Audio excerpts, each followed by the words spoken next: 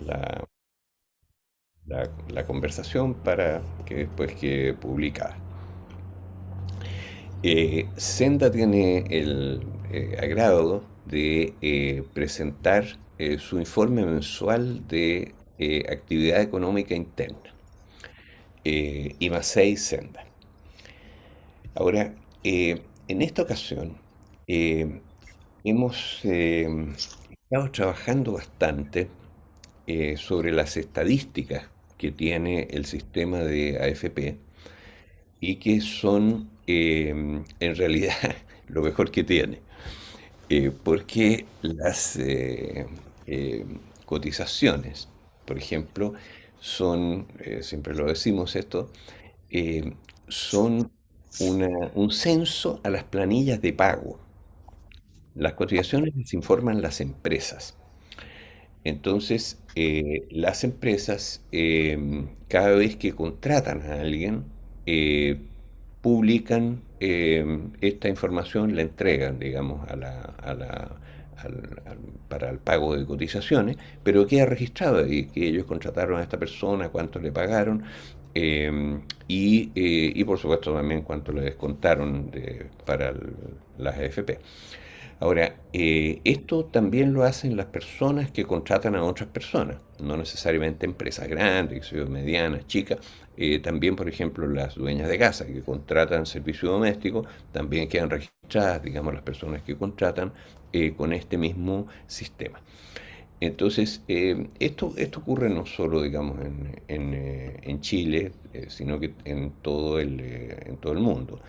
Y por lo tanto, esta estadística, la estadística de cotizantes en la seguridad social, es la estadística más seguida por en la eh, ahí está presente nuestra presidenta Roxana Pei. Roxana, ¿cómo estás? Bienvenida.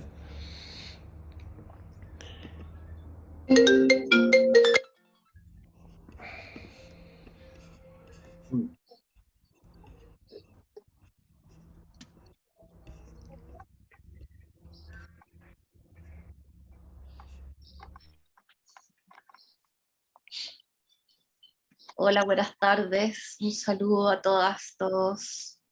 Buenas tardes, hola Rosana. ¿Cómo están? Bueno, continuando con la exposición, eh, teníamos las cotizaciones, ¿cierto? Entonces son este censo de las planillas de pago. En Estados Unidos lo denominan por su nombre en inglés payroll. Y es la estadística más seguida del empleo en Estados Unidos, mensualmente cuando se publica. Aquí en Chile se la sigue menos. Pero bueno, no cabe duda que es la estadística del empleo más significativa que hay. Ahora, nosotros la venimos siguiendo desde hace muchísimo tiempo. Además, es la mejor medida, ¿no es cierto?, del empleo que de alguna manera se traduce en producción de mercancías. Y por lo tanto tiene una correlación con el Producto Interno Bruto que es de uno. Es decir, se mueve, digamos, exactamente igual que el Producto Interno Bruto. Y tanto así que, digamos, nosotros podemos estimar el Producto Interno Bruto a partir solo del dato de cotizaciones totales con una gran precisión, con un error de 1%, 2%, qué sé yo. Ahora la diferencia es un poquito mayor porque la cosa de la protección del empleo, digamos, durante un año, durante la pandemia, mantuvo a una cantidad significativa de trabajadores protegidos por el empleo. Es decir, el Estado les pagaba el sueldo y la cotización, pero no, en realidad no estaban trabajando, pero no los habían despedido. Entonces, por lo tanto, digamos, la estadística de ocupaciones, que son las cotizaciones, bajó menos que la actividad económica. La actividad económica bajó más, en realidad. Pero después también el salto para arriba fue mucho más violento en la actividad económica y por lo tanto se compensan y esa correlación se mantiene. Entonces, esta es una estadística muy importante. Me interesa comentarles, en primer lugar, digamos, cuál es la situación de las estadísticas, de esta estadística de los cotizantes al mes de octubre, que son las que recién acabamos de publicar. Eh, Hasta ese mes, el empleo, fíjense ustedes, seguía creciendo. Es decir, alcanzaron las cotizaciones, usualmente se miden como un porcentaje de la población mayor de 16 años. Entonces se sabe cuántas personas en edad de trabajar, digámoslo así, estén activas o jubiladas, pudo acceder a una ocupación. Usualmente esta cifra es del orden de, en los países desarrollados, del orden de entre 50 y 60%. En Estados Unidos, por ejemplo, llegó a un máximo de 62% a inicio de este siglo, y con la crisis cayó muy fuerte y se ha venido recuperando, pero todavía está como en 58%. Bueno, en Chile, en octubre pasado, esta cifra llegó a 46%. Es un récord.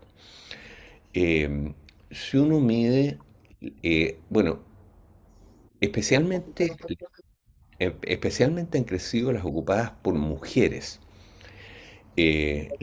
Las ocupadas por mujeres eh, alcanzaron también un récord de, mire, llegaron al 39% de la población femenina mayor de 16 años. Eh, Esto hace 20 años era menos de 20% y ahora está llegando al 40%. Es decir, un crecimiento muy significativo. Ahora, de paso, las ocupaciones ocupadas por mujeres llegaron a un 43% del total de ocupaciones en el mes de octubre, pero explican el 56% de su crecimiento. O sea, en el crecimiento que hubo en los últimos 12 meses, más de la mitad del crecimiento se explica por crecimiento de ocupaciones ocupadas por mujeres. Ahora, si uno toma las cotizaciones totales, es decir, cuántas planillas de pago informaron las empresas y o las personas que contrataron a otras personas, se llegó a 6,8 millones de ocupaciones, si es que se incluyen los honorarios anualizados, porque los honorarios hoy día también tienen que cotizar. Y al cotizar, digamos, el Servicio de Impuestos Internos es el que informa estas cotizaciones, pero las informa en 2 meses en el año. Entonces, lo que se hace es que se anualiza el número de honorarios dependiendo del peso de ellos mismos en cada mes. Bueno, y así, incluyendo a los honorarios, se llegó a 6,8 millones. Ahora, esto significa un 7,3% más. eh, Esto es el promedio en los últimos 12 meses, que es la cifra más segura, digamos, porque también es anualizada. Entonces, promedio 6,8 millones. Ahora, crecieron un 7,3% respecto a los 12 meses anteriores, o sea, hasta octubre del año pasado. Pero no es raro este crecimiento tan alto porque todavía en octubre del año pasado estábamos en el medio de la crisis de COVID y en los 12 meses anteriores. Pero el crecimiento ha sido la recuperación, digamos, de 7,3%. Ahora, esto significa casi medio millón de ocupaciones adicionales, digamos, en ese periodo, en esta medida. Ahora, aún si se descuentan las 41.000 ocupaciones acogidas a protección del empleo que hubo en este periodo, en promedio, durante este periodo, la protección del empleo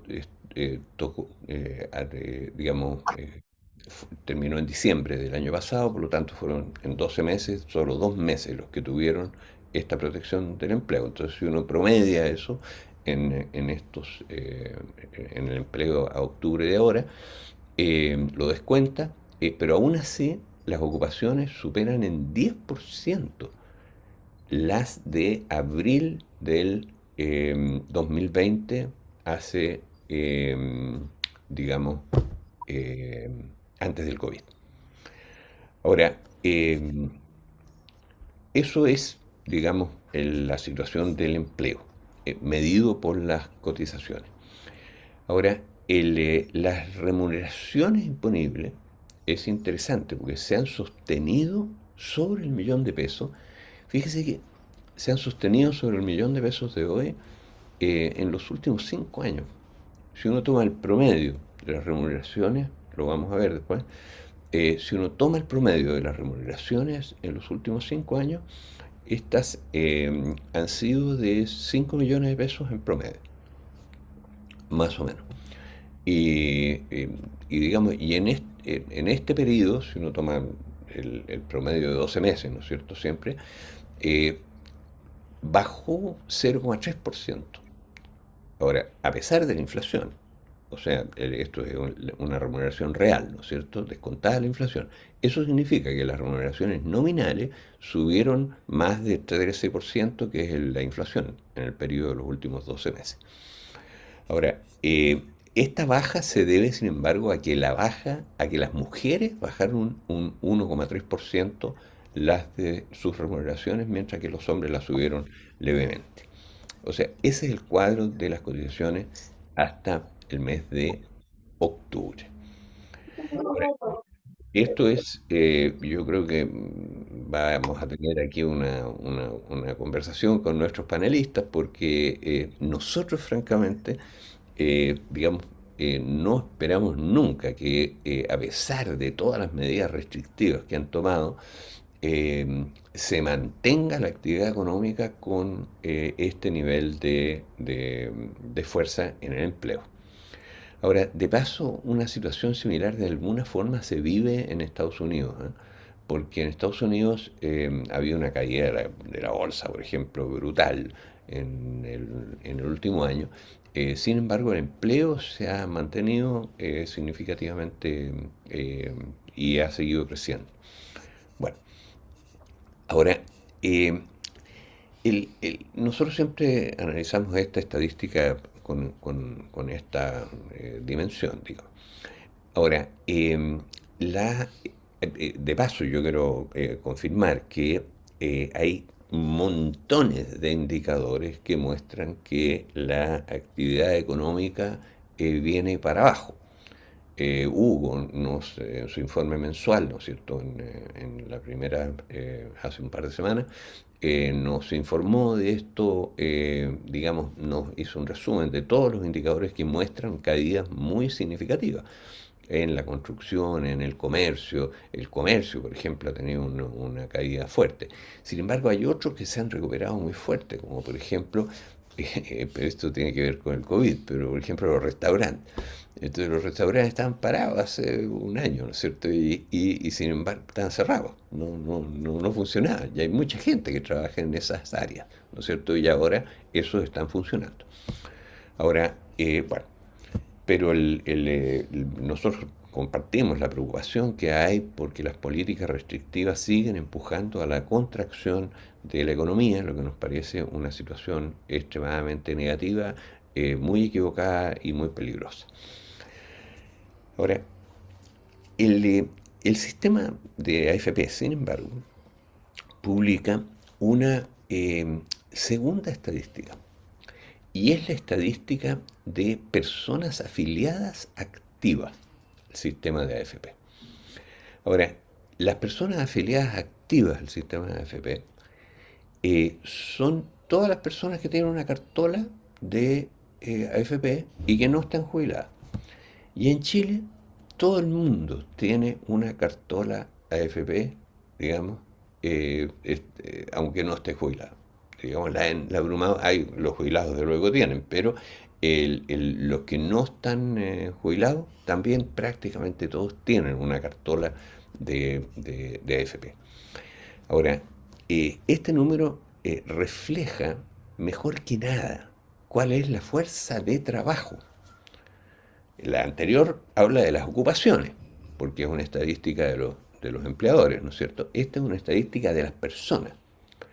Bueno, y esta estadística de las personas, fíjense ustedes, a septiembre o sea, a octubre de este año creció a 11,6 millones. Perdón, la última cifra que tomé a septiembre del 2022 creció a 11,6 millones. Creció 272 mil personas, o sea, un 2,4% adicional en 12 meses. Ahora, hay una estadística que se está publicando en este momento de afiliados y que es extraordinariamente interesante, porque son los afiliados de otras nacionalidades. Ahora, esta estadística no se publicaba hasta hace dos años atrás, pero ya tenemos la estadística de los últimos 2 años, 3 años en realidad, 2019, 2020, 2021, o tres años me parece que son. Bueno, la estamos publicando, es parte del IMASEI. Y esta estadística refleja que la mitad del incremento de todos los afiliados son personas de otras nacionalidades. O sea, si los afiliados totales crecieron en 272 mil personas, de esas hay 140 mil que son, digamos, personas de otras nacionalidades. En este periodo último, principalmente del Perú, perdón, de Venezuela y de Haití, el porcentaje del crecimiento. Ahora, en total, las personas de otras nacionalidades ya conforman un, eh, un 11% de la fuerza de trabajo del país. Ahora, esto es completamente inédito en Chile. Mire, nosotros conocemos las cifras de inmigración desde el siglo XIX. Para que se hagan una idea usted, en el siglo XIX Chile no ha tenido nunca inmigración. Eso es lo que yo les quiero comentar, nunca. Es decir, yo sé que hay distinguidas personas que nos acompañan, distinguidísimas personas, digamos, en el país, que son nacidas en el extranjero. Nuestro directorio está, por ejemplo, Miguel Laune, que es una familia que llegó de Ucrania. Le entregaron una distinción hace poco y él se califica como una persona que llegó, digamos, de, de- de- de un campesino ucraniano que llegaron acá, qué sé yo. Bueno, por supuesto que hay un aporte de la inmigración que es importantísimo, pero en número en Chile no había inmigración, porque nunca pasaron las personas de otras nacionalidades, digámoslo así, nunca sobrepasaron el 5%, 4% de la población. Para que se hagan una idea, a fines del siglo XIX, Chile tenía 1,5 millones de habitantes. Bueno, a principios del siglo XX, Chile tenía 1,5 millones de habitantes. Es decir, había crecido muy poco la población. Y el porcentaje de inmigración era muy bajo. Sin embargo, en Argentina, nuestro vecino, a fines del siglo XIX, la población era 1,5 millones de habitantes, igual que Chile. Tenía menos población Argentina que Chile en la segunda mitad del siglo XIX. Sin embargo, con la inmigración masiva, ¿no es cierto?, derivada de la urbanización europea que rebalsó hacia acá, eh, en Argentina la población había subido a 10 millones de habitantes a principios del siglo XX. Eso explica el desarrollo de Buenos Aires, de Montevideo, de Sao Paulo también. Es decir, un fenómeno extraordinario, ¿para qué decir de Estados Unidos? Pero en Chile eso nunca se había producido. Siempre había sido producto de la inmigración interna. La urbanización, por ejemplo, fue interna fundamentalmente. Bueno, pero este es un fenómeno de gran interés. Ahora, yo quiero destacar que si el Producto Interno Bruto ha crecido en los últimos 12 meses, y en los últimos 12 meses la mitad del incremento de la fuerza de trabajo, pero además de los cotizantes, porque resulta que si ellos aparecen en la estadística, estos ciento y tantos mil, ¿no es cierto?, nuevos personas de otras nacionalidades que cotizaron adicionales en los últimos 12 meses, significa que ellos cotizaron en los últimos 12 meses, o sea, explican parte del empleo y produjeron mercancía la mayor parte de ellos. Entonces, servicios, bienes, en fin. Bueno, pero eso significa el crecimiento del PIB, digamos, la mitad del crecimiento del PIB en estos 12 meses se explica, digamos, por, en lo que decía antes, se explica por las mujeres, porque las mujeres son las que crecieron más en el empleo. Pero si uno lo mira desde este ángulo, la mitad del crecimiento del PIB se explica por, por las personas de otras nacionalidades. Ahora, esto es algo que para Chile, como es novedad, es una cuestión complicada, pero también es novedad para las autoridades, para todo el mundo. Entonces, no es una situación, digamos, que sea, hay cualquier, digamos, tensión política por esto, como siempre, ¿no es cierto? Y hay gente que está interesada, ¿no es cierto?, en asusar todos los sentimientos chauvinistas frente a esta situación. Ahora, desde el punto de vista económico, piensen ustedes, la mitad del crecimiento del PIB en los últimos 12 meses se debe a los trabajadores y trabajadoras, especialmente de otras nacionalidades que están hoy día trabajando y laborando en nuestro país, prestando y vendiendo bienes y servicios. Entonces, eso es un hecho significativo en esta análisis que estamos haciendo en este mes en particular. Ahora, eh, ¿cuál es la novedad que trae IMASEI desde hace un par de meses?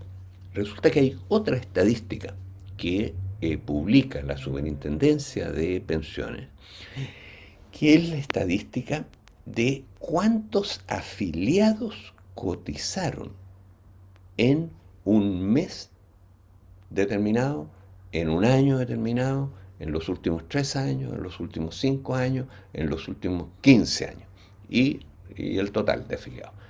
Bueno, esta estadística es extraordinariamente importante porque como tenemos por un lado, ¿no es cierto?, la estadística de los empleos, que lo dan las cotizaciones, y sabemos cuántos empleos hubo en cada mes. Esto lo sabemos, ¿no es cierto?, gracias a esta estadística desde 1981, pero ya significativos desde el mediados de los 90.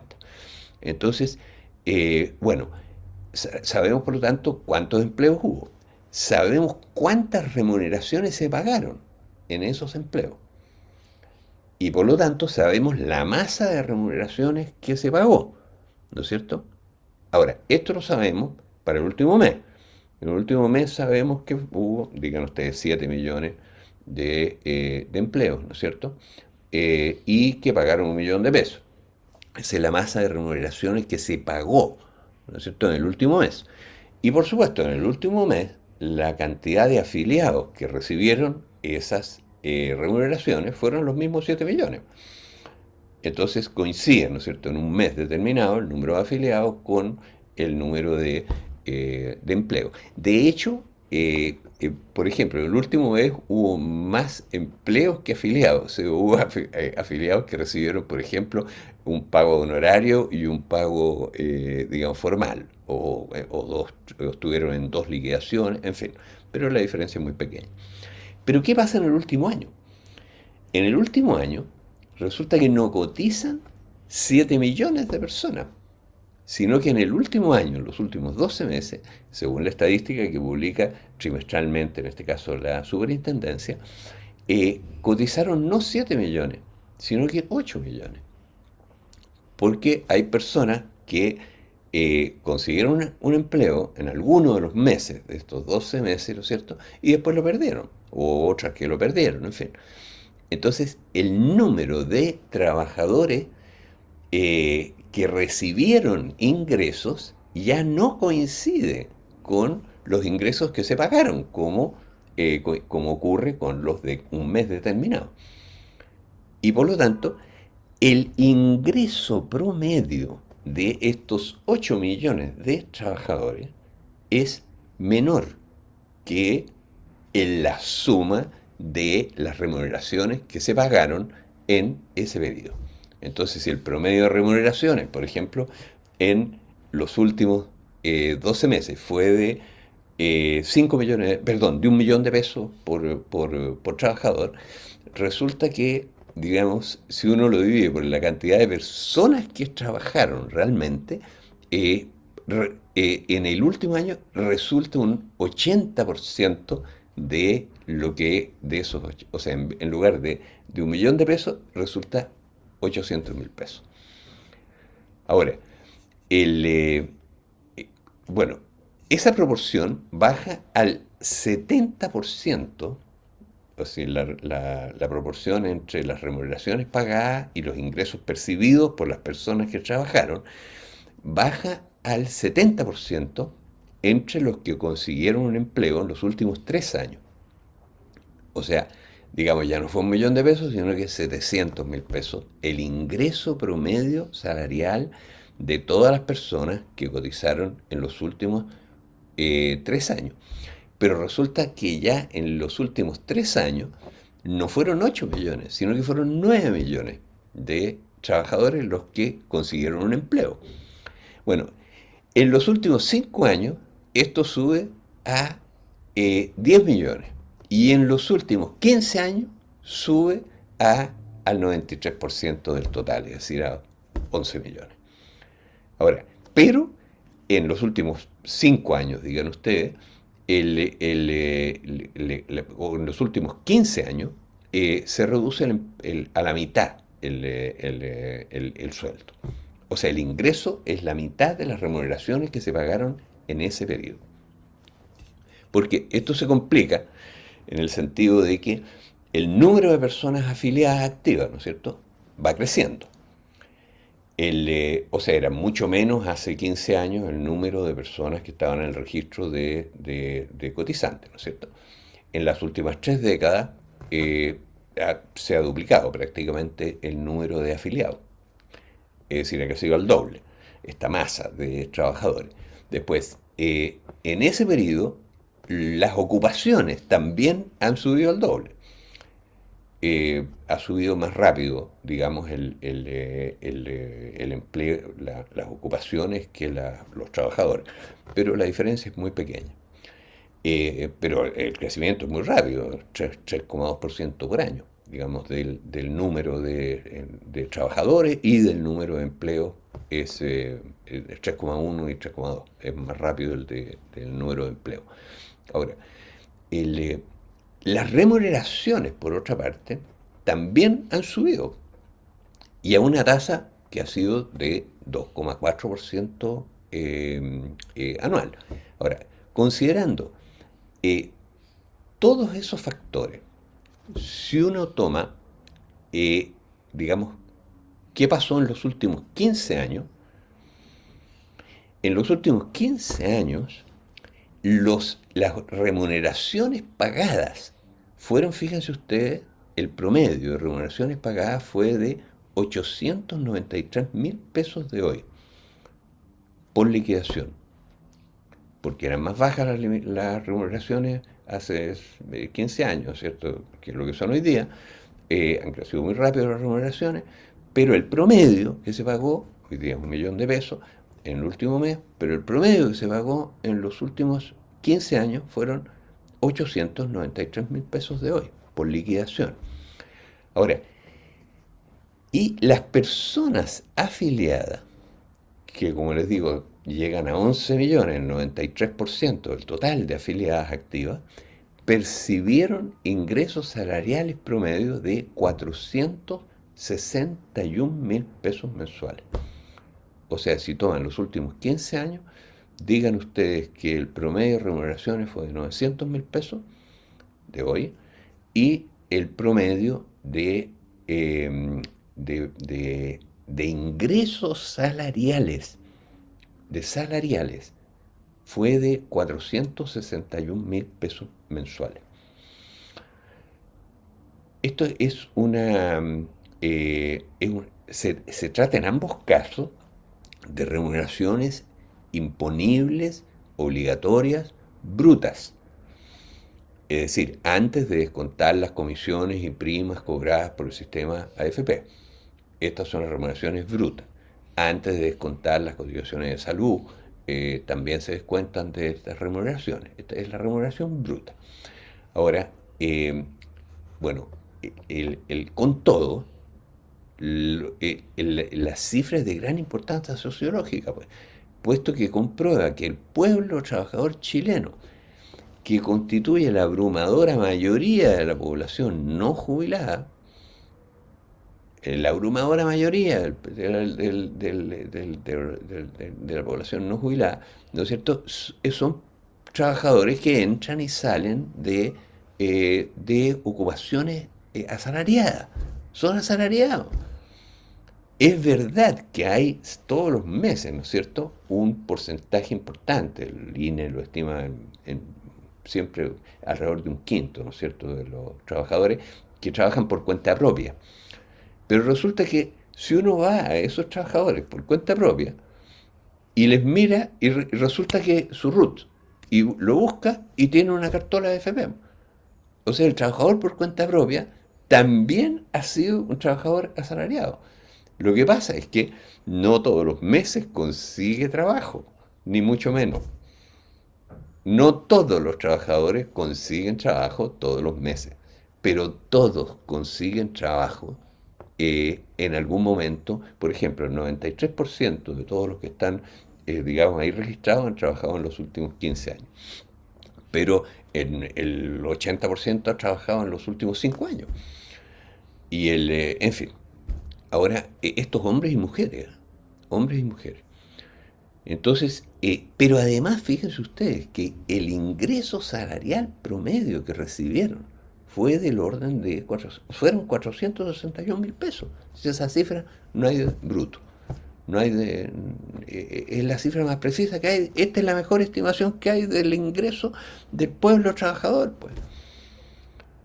Si piensen que aquí estamos hablando de todos los trabajadores, estamos hablando de los que tuvieron empleo en el último año, en los últimos 2 años, en los últimos 3 años, aquí estamos hablando de todos, los que tuvieron empleo en los últimos 15 años, que son casi todos. Si se toman todos, ¿no es cierto? Hay un 7% ahí, digamos, que no ha cotizado nunca en los últimos 15 años, pero sí ha cotizado en los 15 años anteriores. Entonces, bueno, pero el resultado, ahora, ustedes se dan cuenta que un ingreso promedio de la masa de trabajadores de poco menos de los 461.000 pesos, un ingreso promedio de esa naturaleza es por lejos la mayor parte del ingreso de los trabajadores del pueblo chileno. O sea, el pueblo chileno es un pueblo trabajador asalariado, pero que entra y sale constantemente de ocupaciones asalariadas que son de corta duración. Hay un mínimo de los trabajadores que cotiza todos los meses en toda su vida. Los trabajadores del sector público, los mandos medios de empresas privadas grandes, medianas o grandes, en fin, tienen empleo estable, por decirlo así. Pero la masa de trabajadores somos todos temporeros. Esa es la característica de nuestro pueblo. Ese es nuestro pueblo trabajador. Ahora, hasta ahora hemos analizado las características del pueblo trabajador activo. Pero, ¿qué pasa si nos vamos a las personas jubiladas y sus pensiones? Es decir, si la estadística de personas afiliadas activas se agregan las de personas jubiladas, se completa un censo mensual de registros previsionales que alcanza a casi 15 millones de personas, que cubren casi toda la población mayor de 16 años, y coincide, por ejemplo, RUT a RUT con los registros del Servicio Electoral, CERVEL, que cubre todas las personas mayores de 18 años. Los votantes, digamos, el registro de votantes son 15 millones de personas. Pues bien, el registro de afiliados activos y jubilados. Los activos están todos en el sistema de AFP, los jubilados, ya vamos a ver, está a la mitad digamos, el sistema de AFP y la mitad en el sistema público, pero en total suman 15 millones, que son la misma estadística del CERVEL. vamos a ver también que coinciden con la base de datos de contribuyentes de el Servicio de Impuestos Internos, porque cada viejo que recibe, que aparece en una liquidación de pago, va al Servicio de Impuestos Internos y por lo tanto queda registrado como un contribuyente, aunque no necesariamente tenga que pagar ingresos porque su sueldo es, digamos, inferior a, no sé, 1 millón de pesos. Pero en resumen, queda en esa base de datos que nos entrega datos impresionantes respecto a la distribución del ingreso. Es decir, ya no solo al pueblo trabajador, que es lo que estamos hablando aquí, sino que a los empresarios, es decir, los que viven no de su trabajo, sino que viven de la propiedad. Bueno, lo vamos a ver al final. Pero analicemos un poquito los jubilados, porque el análisis de los jubilados nos ha llevado a unas cifras que son muy, muy impactantes. Y fíjense que, bueno, ¿quiénes son los jubilados? Los jubilados son 2,9 millones de personas, de las cuales 1,5 millones, 1,48 millones a octubre, están afiliadas al sistema AFP, es decir, son afiliados a AFP pasivos, jubilados. Ahora, las pensiones de esos jubilados promediaron, las de los AFP, promediaron 282.000 pesos. Ahora, hay, por otro lado, 600.000 jubilados, estamos hablando 1,5 millones, son jubilados del sistema AFP, ¿no es cierto?, que promedian sus pensiones 282.000 pesos en el mes de octubre. Pero por otro lado, hay 617.000 jubilados, el total, repito, son 2,9 millones. Entonces, la mitad de eso son jubilados AFP que reciben 282.000 pesos. Después, hay 617.000 que reciben la pensión básica solidaria, que ahora se llama pensión garantizada universal. Es decir, son personas que están acogidas no al sistema de AFP, sino que no han cotizado nunca en el sistema de AFP, pero reciben esta pensión, que son nada menos que 600.000 personas. No son personas inactivas, son personas jubiladas. Ahora, bueno, el promedio de estas pensiones de la PGU, fíjense ustedes, alcanzó a 193.000 pesos en octubre. 193.000 pesos. O sea, la diferencia entre la PGU, digámoslo así, y las pensiones son 82.000 pesos. Después, hay 551.000 personas jubiladas todavía en el sistema antiguo. 551.000.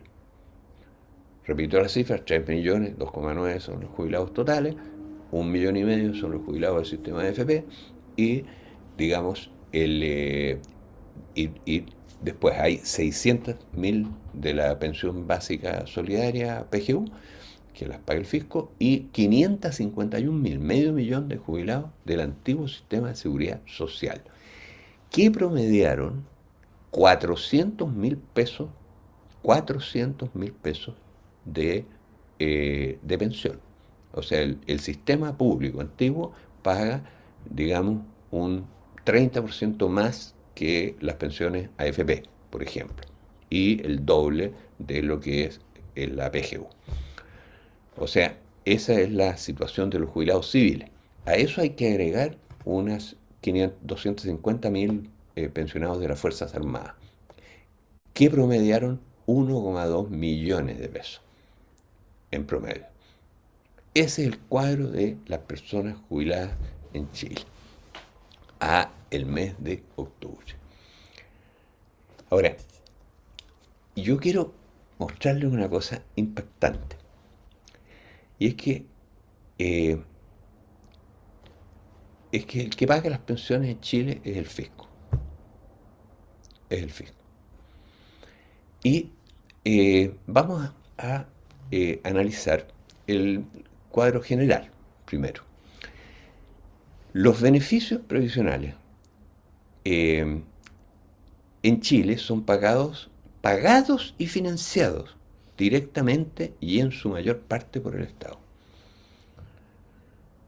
El Instituto de Previsión Social, IPS, paga directamente más de 500.000 de personas del sistema antiguo, ya lo vimos, y más de 2 millones de beneficios previsionales adicionales. 2 millones, porque le paga, digamos, paga todas las pensiones del sistema antiguo, pero además paga todo el APS, por ejemplo, que lo reciben 1,5 millones de personas. Y además hay 600.000 personas que son las de la PGU, que solo reciben la PGU, ¿no es cierto? Entonces, el total de beneficios que paga el fisco es de, directamente paga 500.000 a los jubilados del sistema antiguo, pero además paga 2 millones de beneficios, o sea, paga el fisco de los 2,9 millones jubilados, 2,5 millones reciben pensiones pagadas por el fisco, pagadas por el fisco. En cambio, el sistema de AFP en total no paga 2,5 millones de beneficios, paga 1,5 millones de beneficios.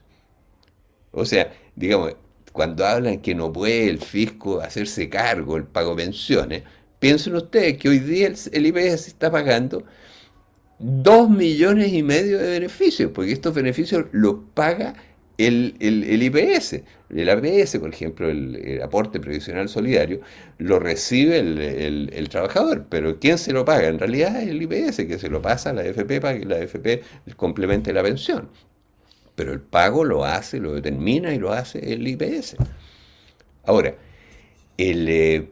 bueno, el ese es el cuadro, ¿no es cierto? Y además a esto hay que agregar el 250.000 de pensiones militares y alrededor de 100.000 pensiones de reparación, de gracia y de otra. El suscrito, por ejemplo, la pensión que más se alegra de recibir todos los meses son algo así como 200.000 pesos de una pensión de reparación porque, digamos, fui calificado en una de las comisiones para recibir eso porque estuve preso por ahí en alguna mocha.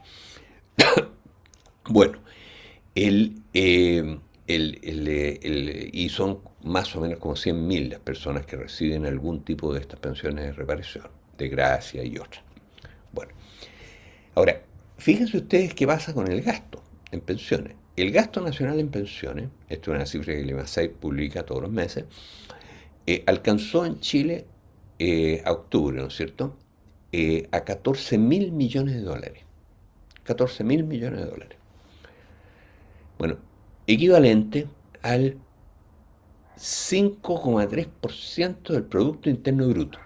Ese es el gasto en pensiones que tenemos nosotros. Es un gasto relativamente bajo. Este es el gasto total en pensiones. Ahora, incluye la AFP, lo que paga la AFP, lo que paga el fisco, ya. Pero el Estado aportó el 82%. El 82% de ese gasto en pensiones lo aportó el Estado. O sea, en Chile cuando se habla de pensiones, se habla del Estado, del fisco, porque el fisco paga 2,5 millones de beneficios previsionales, incluida, digamos, más de 1 millón de pensiones directamente del sistema antiguo y la básica solidaria. Pero además los aportes que se le hacen a las pensiones que pagan las AFP. Bueno, entonces, pero el gasto, el 82%, lo hace el fisco. Ahora, el sistema de AFP autofinanció el 18% restante del gasto nacional en pensiones. Monto que equivale en los últimos 12 meses a la mitad del costo de las pensiones pagadas por el sistema de AFP, incluido las compañías de seguro. O sea, en los últimos 12 meses, del total de pensiones que pagaron las AFP, de estos 283.000 pesos que yo les mencionaba, que recibieron todos los jubilados de AFP en promedio, la mitad se lo pagó el fisco, en los últimos 12 meses. Y en el mes de septiembre, como la PGU ha ido creciendo, ¿no es cierto? Resulta que el gasto en pensiones del mes de octubre, perdón, el 58,7% del 59% lo pagó el fisco. Esa es la situación. Ahora, el, ese es el cuadro. Pero fíjese que yo les quiero llamar la atención, les quiero permitirme mostrarles un gráfico en relación a las pensiones que es bastante, eh, digamos, ilustrador. Eh, Voy a tomarme la libertad de mostrarles este gráfico. Yo entiendo que esto tengo que hacer una marihuanza aquí.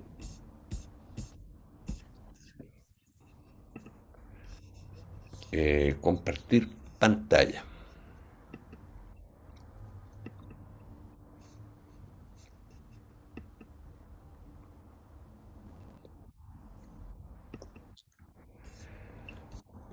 Este es el gráfico que quiero mostrarles.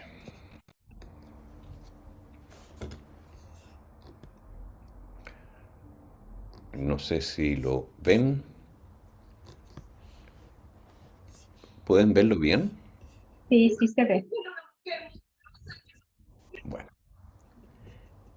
este es el gráfico que muestra la evolución de las pensiones y las remuneraciones AFP en los últimos, bueno, están desde 1982, desde que se inició el sistema. Pero son significativos. La cifra de pensiones es muy significativa porque es muy precisa en todo ese periodo, pero la cifra de remuneraciones, digamos, no es tan significativa porque hasta este momento, hasta el 95 más o menos, el sistema se estaba consolidando, por decirlo así. Ustedes se dan cuenta que hay una variación muy grande aquí en la cifra de remuneraciones. Pero en todo caso el gráfico va desde 1982 hasta hoy. Esto está actualizado al mes de septiembre o al mes de octubre, al último mes de el que estamos viviendo, o sea, el que estamos presentando. Bueno, eh, y lo primero que hay que llamar la atención, ¿no es cierto? Es en el área verde que está en la parte de atrás del gráfico. Este gráfico está disponible en internet, es un gráfico interactivo y si ustedes lo pinchan en alguna parte, ahí por ejemplo, ¿qué es lo que les dice? El ingreso promedio de octubre del 2022 de los cotizantes por remuneración, por remuneraciones de vengada el mes anterior. Esto es el ingreso imponible promedio que se pagó en ese mes, ¿ah? Es la remuneración, no es que corresponde a lo que recibieron los que cotizaron en ese mes. Ya vimos que el ingreso promedio de los que cotizaron en el año es la mitad de esto, pero por ahora quedémonos con las remuneraciones que se pagaron. Fue 1.048.000 pesos el promedio. Ahora, esa es la área verde. Ustedes se dan cuenta que las remuneraciones han aumentado bastante, ¿no es cierto? Desde 1995, digamos, hasta ahora se han duplicado. Ahora, pero ¿qué ha pasado con esta área color, ¿cómo se llama ese color? Como mostaza o ocre, medio amarillo, no sé. Bueno, esta área de aquí abajo. Esa área de abajo es el monto promedio de las pensiones pagadas por el sistema de AFP. Ustedes se dan cuenta que mientras las remuneraciones se elevan muy fuertemente, las pensiones se mantienen muy parejas. Y de hecho, desde la crisis subprime, que es por aquí, no han crecido nada. O sea, por ejemplo aquí, en 5 del 2008, o sea, mayo del 2008, ¿no es cierto? Plena crisis subprime, las pensiones que se pagaron ese mes promediaron 286.000 pesos. Tomemos el último mes, las pensiones pagadas en se me va el dedo aquí. Bueno, ahí en agosto, digamos, porque no alcanzo a agarrar bien el número, 290.000 pesos. O sea, de 289 me parece que es lo que vimos acá, 286, 289, hasta ahora las pensiones son iguales. Es decir, el monto de las pensiones es igual. Pero entre medio, fíjense ustedes, entre esos mismos periodos, fíjense cómo subieron las remuneraciones. Subieron muy fuerte. Entonces, lo que se llama la tasa de reemplazo de las pensiones, es decir, el promedio de pensiones dividido por el promedio de remuneraciones, cayó desde un 40% más o menos, que era en este momento 39%, por ejemplo, en esa fecha, a la cifra de hoy que es de 27%. Esta de acá, 27%. 27,5% es la tasa de reemplazo de las pensiones en octubre. Pero resulta que el fisco pagó la mayor parte de esas pensiones. O sea, el aporte que hicieron las AFP al pago de pensiones, esto ustedes no me lo van a creer, es la parte roja de este gráfico. Este es el aporte que hicieron las AFP después de descontar del monto de las pensiones el subsidio fiscal, ¿no es cierto? Que es la diferencia entre el área amarilla, digámoslo así, y el área roja. O sea, el área roja es lo que las AFP, el sistema AFP, aportó a las pensiones. Esto es lo que se llama la pensión autofinanciada bien calculada. Nuestro querido amigo Marco Kremerman siempre lo recuerda, digamos, porque ellos siguen hay una estadística en la AFP que es la pensión autofinanciada, pero en la pensión autofinanciada de las AFP, ¿no es cierto?, incluyen el bono de reconocimiento como si fuera autofinanciado, y el bono de reconocimiento es el principal subsidio fiscal que se paga a las pensiones. Entonces, digamos, no es muy autofinanciado esa parte, ¿no es cierto? Bueno, esto está bien calculado. O sea, son las pensiones autofinanciadas bien calculadas, es decir, es el monto total de pensiones menos el monto total de subsidio a las pensiones AFP. Bueno, y ustedes se dan cuenta que ese monto, que es esto rojo, es una parte muy menor de las pensiones pagadas. Por ejemplo, en el último año, ya les decía, fue la mitad de las pensiones pagadas. En el último año llegó eso a la mitad. Ahora, pero aquí, antes del COVID, por ejemplo, antes de la PGU, era un poco más alto, llegó hasta 2/3, sí, 2/3 más o menos de las pensiones eran autofinanciadas, bien calculadas, pero fíjense ustedes qué pasa hacia atrás. Esto se va achicando, achicando, achicando, y en el año 2004 el aporte autofinanciado por las AFP a las pensiones pagadas fueron 19.000 pesos. Y las pensiones pagadas ese mismo año fueron 249.000 pesos. O sea, el aporte autofinanciado fue casi cero el año 2004. Ahora, pero sigamos para atrás.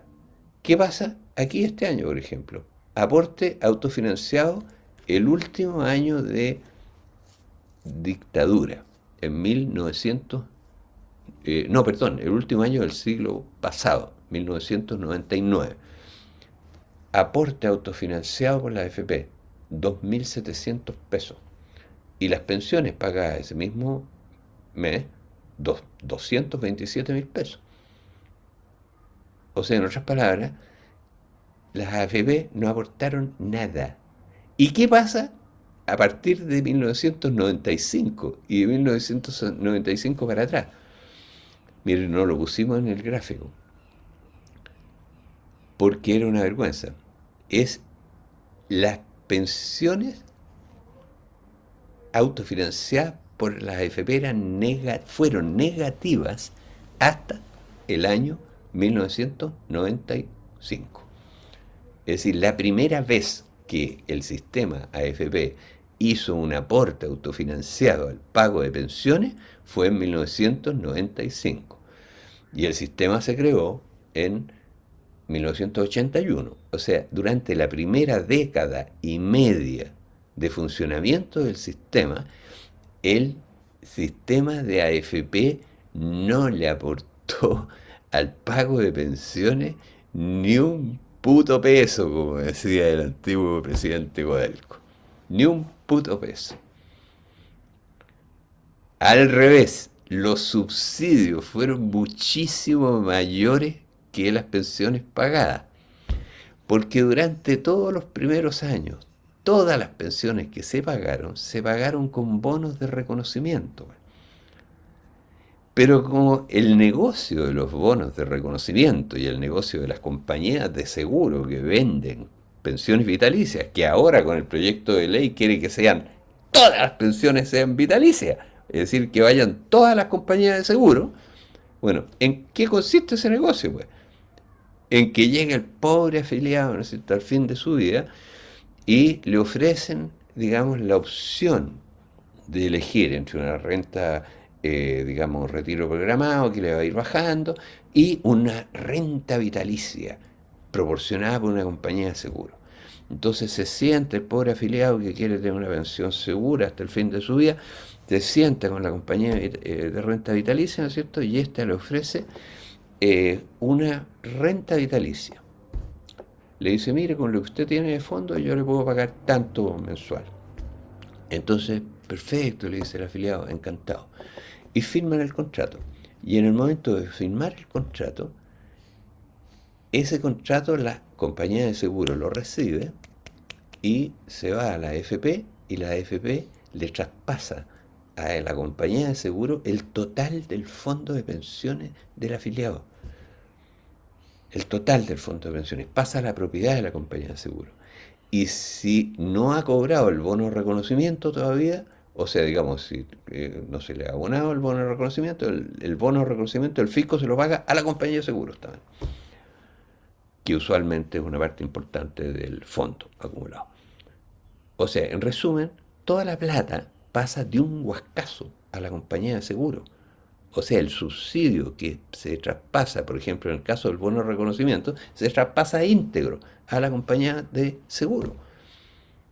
Y por lo tanto, la cantidad de dinero que recibieron las compañías de seguro de este sistema durante todo este periodo, ¿no es cierto?, excedió con creces todas las pensiones que pagaron, pues, que pagó el sistema, porque ahí están todo el sistema, los retiros programados y las otras.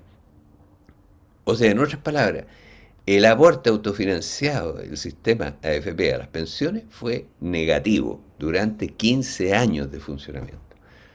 Esto hizo multimillonarios en dólares a los dueños de las compañías de seguros, para los que controlan este sistema y a los que profitan de este sistema y quieren que profiten más todavía con la reforma que está en curso, porque quieren obligarnos a todos a contratar una renta vitalicia, pues.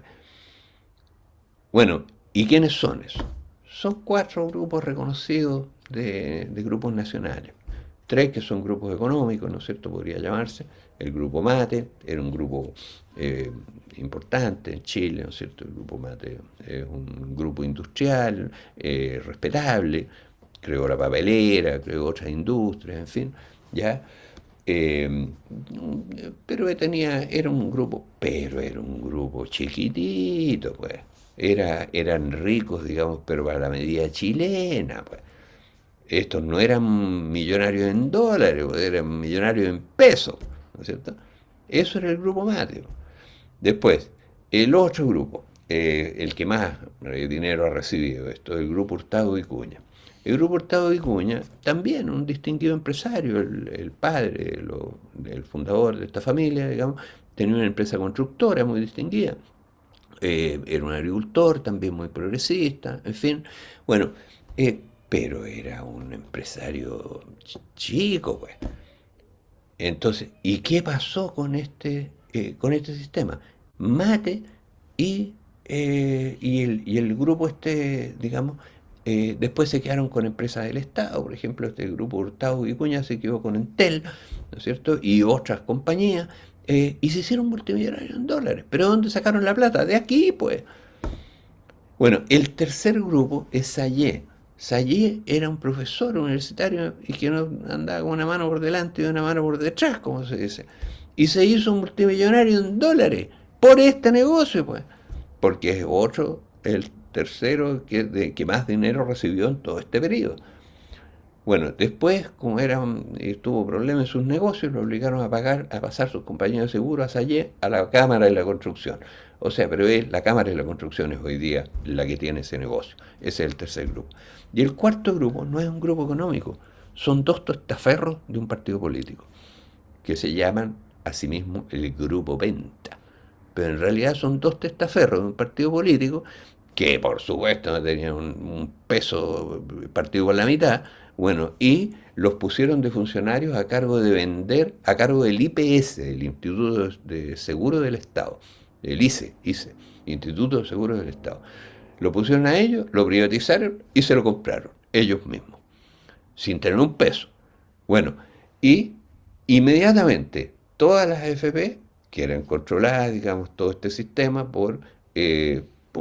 miembros de un partido político, hay que decirlo. El ministro era el famoso el Willy Arthur, que es uno de los grandes prohombres del sistema de AFP, el Willy. Bueno, el Willy, íntimo amigo, el Choclo el Lavín, pues fue el Willy el que inventó el grupo de venta, lo inventó el Willy, porque dijeron, bueno, ¿qué vamos a hacer en democracia? Necesitamos financiar el partido, pues, son los dos de la UDI. Entonces, bueno, ¿y qué es lo que hicieron? Hicieron esto, pues. Y recibieron miles de millones de dólares. Ahora, estos grupos han recibido la mitad de todo el dinero que se ha pagado en cotizaciones. 100.000 millones de dólares es el total de lo que han recibido todas las compañías de seguros. Pero la mitad de eso lo han recibido estos cuatro grupos. Entonces, bueno, esa es la situación. Mientras tanto, las pensiones, ustedes se dan cuenta que toda esta faramalla de los fondos de pensiones, del fondo A, del B, del C, del D, del E, hasta este momento no hemos hablado para nada de eso. Hemos hablado de trabajadores que cotizan, hemos hablado de pensiones que se pagan, ¿no es cierto? Y hemos hablado de gasto fiscal que se paga. Ahora, y del cual, digamos, el monto que financian las AFP de las pensiones es muy bajo. Ahora, si ustedes comparan el monto de las pensiones pagadas en los últimos años, teníamos las cifras, son, digamos, 200 y tantos mil pesos, ¿no es cierto? 260.000 pesos, una cosa así.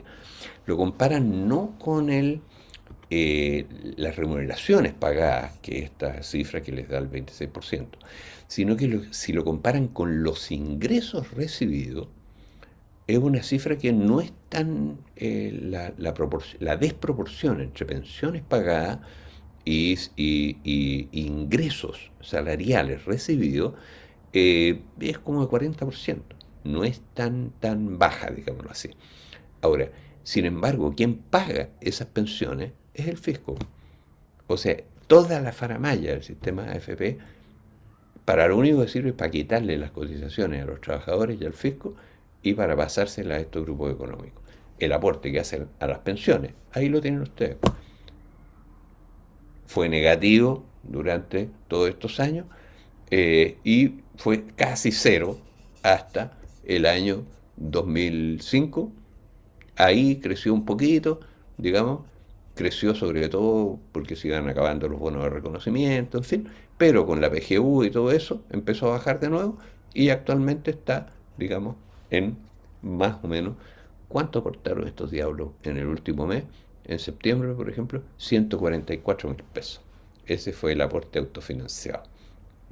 La mitad de las pensiones que se pagaron en ese mes, que pagaron ellos mismos, que fueron 288. Pero en el mes de septiembre mismo, porque estos son promedios de 12 meses, en el mes de septiembre mismo, el monto, ya les decía, fue 60%. Bueno, mire, yo los he aburrido terriblemente con toda esta investigación, pero hay un cuadro que no se los quiero mostrar, que muestra toda esta relación entre remuneraciones promedio, ingresos promedio, pero lo pueden ver los que tienen interés en el IMA 6, que está publicado ya, con todas estas cifras. Ahora, no voy a hablar del ahorro forzoso AFP y a decir más, lo dejo esto para el debate. Lo único que puedo decirle es lo que dice nuestro director Hugo Facio. Nuestro director Hugo Facio dice, en el proyecto de pensiones, de reforma de pensiones que ha presentado el gobierno, hay dos proyectos mezclados.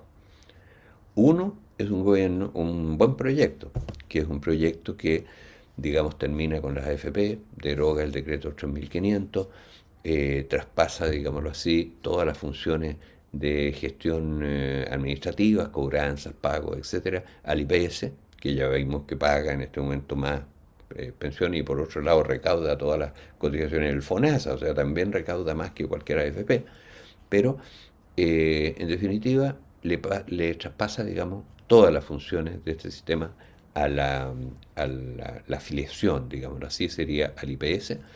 Eso todo es muy adecuado, muy correcto. Senda misma lo propuso en el año 2006 a la Comisión Marcel, propuso eso mismo. Pero, digamos, el problema es que la otra mitad del proyecto presentado por el gobierno es muy, muy regresiva, porque aumenta el impuesto que pagan los trabajadores, aumenta el descuento a los trabajadores, dicen que es de cargo patronal, pero ellos mismos reconocen que va a ser con cargo a los salarios y en sus proyecciones reconocen que las remuneraciones van a bajar en los próximos, digamos, periodos con esta reforma. En cambio, el mercado de capitales va a juntar otro fondo de pensiones equivalente al Producto Interno, o al 30% del Producto Interno Bruto. Entonces, en resumen, es un... ¿Y quién termina con esta plata? Pues? Las compañías de seguro, pues. Más todavía ahora si exigen que todos los fondos acumulados se pasen para allá. Entonces, es brutalmente regresiva esa parte. Senda va a ser invitado al Parlamento y va a proponer las siguientes modificaciones a la reforma del gobierno. La primera modificación es que encantado que los patrones se pongan con un 6%. Deberían haberlo hecho hace muchos años, tienen que hacerlo. Pero lo que Senda va a proponer es que cada punto que paguen adicional los patrones se rebaje de la cotización de los trabajadores.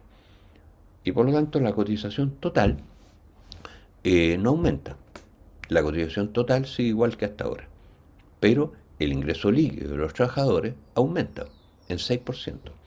Porque los patrones van a absorber en la propuesta de Senda, si es que se aprueba la propuesta de Senda, ojalá que se apruebe, en una de esas, la modificación, ¿no es cierto? Si aumenta en 6% la cotización patronal, 6% de remuneraciones, la cotización del trabajador baja a 6% y quedan iguales. Pero significa que el salario líquido del trabajador, el descuento que le hacen al trabajador, disminuye pues del 12% o 13% que paga hoy día a la mitad. Y por lo tanto le aumenta el salario líquido. Nosotros pensamos que esto sería bien acogido por los trabajadores, fíjense, que les subieran el salario líquido con esta reforma de pensiones en lugar de disminuírselo, que es lo que propone la reforma tal como está ahora. Entonces esa es la primera modificación. La segunda modificación es que el dinero recaudado por las pensiones, nuevamente en octubre se recaudaron 1.000 millones de dólares, se use para pagar pensiones. ¿Y cuál es la ventaja? Que se podrían duplicar de inmediato. Porque resulta que cuánto se gastó en pensiones en octubre, está el cuadro también en el IMA 6, no quiero cansarlo, se gastaron 400 millones de dólares. Y se recaudaron 1.000. Entonces, si uno recauda 1.000 y paga 400, y esto se repite todos los meses y se ha repetido todos los meses desde que se inició este sistema, que se recaude el doble de lo que se paga en pensiones, y yo tengo la idea de que con la misma recaudación se podrían haber duplicado todas las pensiones pagadas durante todos estos años, ¿no es cierto? Eso no se necesita tener un doctorado en economía para hacer ese cálculo, ¿no es cierto? Me parece que es bastante simple. Entonces proponemos que el dinero de las cotizaciones, al igual que en todas partes del mundo, se ocupe para pagar directamente pensiones. Y le saquemos esta parte del mercado de capitales, pues. a la reforma, pues, porque las cotizaciones son para pagar pensiones, no son para el mercado de capitales. Ahora, eh, la tercera reforma que nosotros queremos proponer se refiere al fondo de pensiones, porque resulta que el fondo de pensiones hoy día no le sirve para nada a los trabajadores, pues. Repito, el fondo de pensiones a los trabajadores no les sirve para nada a los trabajadores. Les sirve a los empresarios que tienen la plata, digamos, financiando sus negocios. A ellos sí que les sirve, pero a los trabajadores no. Y por lo tanto, el resultado es que nosotros pensamos que hay que agregar a esta reforma la restitución del fondo de pensiones. La restitución completa del fondo de pensiones. ¿Por qué digo que no le sirve para nada el fondo de pensiones? Porque ya vieron que es muy poquito lo que aportan las AFP al pago de pensiones, pero eso no lo sacan del fondo, sino que lo sacan de las cotizaciones de ese mismo mes. Destina más o menos un quinto de las cotizaciones del mes a pagar su aporte autofinanciado a las pensiones. Pero el fondo no lo tocan, al contrario, le meten plata, porque recaudan más del doble de lo que pagan, en total. Bueno, pero resulta que además al fisco se ahorra todo lo que paga en subsidios, que es la mitad de las pensiones, porque en octubre las pensiones que se pagaron fueron 400 millones de dólares, pero el fisco aportó 200 de eso. Entonces, imagínense ustedes, dicen que no tienen plata, ¿no es cierto?, para nada en el país, que se necesita dinero para todo, y efectivamente se necesita para resolver todos los problemas, entre otros, digamos, para acoger debidamente a toda la inmigración que hay y resolver el problema y las tensiones que se producen, etcétera. Bueno, el asunto es que es que eso se ahorra si se aprueba la propuesta de Senda. Es decir, si nos olvidamos de destinar el dinero de la recaudación al mercado de capitales, para subsidiar el mercado de capitales, digamos, eso permite resolver el problema fiscal. Pero restituir el fondo, decimos nosotros, ¿por qué no le sirve? Porque, ya repito, nunca se ha sacado dinero del fondo para pagar pensiones. Pero por otro lado, antes servía para calcular las pensiones. Pero ahora, como la PGU está en 250.000 pesos y el promedio de las pensiones fueron 280.000 pesos, ¿no es cierto? Y el grueso de la gente, el fondo de pensiones ni siquiera le sirve para el cálculo, porque el 90% va a quedar con menos de la PGU. Entonces va a sacar la PGU. Y por lo tanto tampoco le sirve para el cálculo. Entonces, ¿para qué le sirve a un trabajador que lo obliguen a tener en un corralito, ¿no es cierto?, acorralado ahí, 10 millones, 20 millones, 30 millones, 40 millones?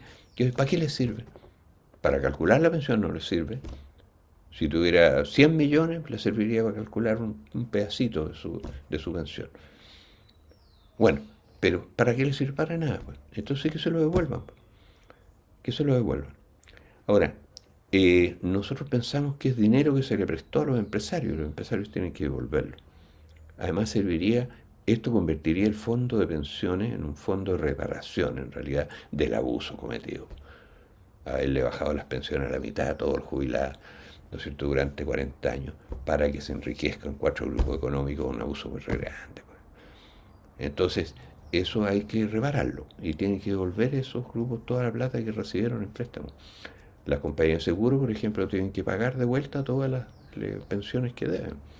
En fin, el asunto es que esa es la propuesta nuestra. Ahora, nosotros somos muy partidarios del ahorro nacional. Es decir, y a nosotros también nos preocupa la inflación y todas esas cosas. No se trata aquí que hagamos las cosas a tonta y a loca. El decir que se restituye el fondo no significa, ¿no es cierto?, que se restituya de un guascazo. Para toda la gente que tiene menos de 1 millón de pesos puede ser de un guascazo, pero para el grueso de la gente puede ser en cuotas, qué sé yo, que lo vayan restituyendo de a poco, ¿no es cierto? Y eso le ayudaría a todo el país. Le ayudaría a la economía porque, entre otras cosas, repatriaría la mitad que está en el extranjero. Y esto, ojo, aumenta la demanda, pero no es con emisión, porque aquí no hay emisión de dinero, no hay embellecimiento del peso con esta cosa de los retiros, porque son recursos que hoy día tienen los empresarios que se los devuelven a los trabajadores, pero eso no, al peso no le hace nada. Entonces no hay inflación propiamente tal. Ahora, puede haber alza de precios transitoria, ¿no es cierto? Si al aumentar la demanda no se aumenta la oferta seguidamente. Pero lo que ha pasado en estos últimos años. Y por eso hay que hacerlo de a poco, hay que hacerlo bien. Ahora, ¿hay que ahorrar? Claro que hay que ahorrar, pero el ahorro es voluntario. No se puede forzar a 12 millones de trabajadores a ahorrar para financiarle los negocios a 4 empresarios, pues. Eso es una cosa muy grande. Entonces, por lo tanto, eso hay que cortarlo. Esa es nuestra propuesta. Es muy simple en realidad. Bueno, vamos a ver si nos hacen caso. ¿Ya? En una de esas. Oye, yo les agradezco la paciencia por haber escuchado todas estas divagaciones. Les confieso que nos hemos atrevido a hacerlo porque no se imaginan la cantidad de trabajo que le hemos puesto a estas cifras, digamos, durante el último tiempo. Creo que eso nos ha ayudado para sacarnos los brazos de la tremenda derrota del 4 de septiembre, pero el asunto es que hemos trabajado muchísimo con estas cifras en este periodo. Creo que Jan Cae Mártir y Ramón, que están presentes, y Andrés Solimano, que se ha incorporado recién, y le damos un abrazo y lo saludamos, nos estarán de acuerdo. Roxana, te paso la sesión a ti, por favor.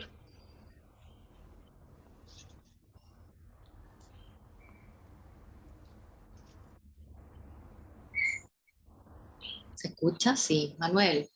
Bueno, como siempre está abierta la palabra, ¿cierto?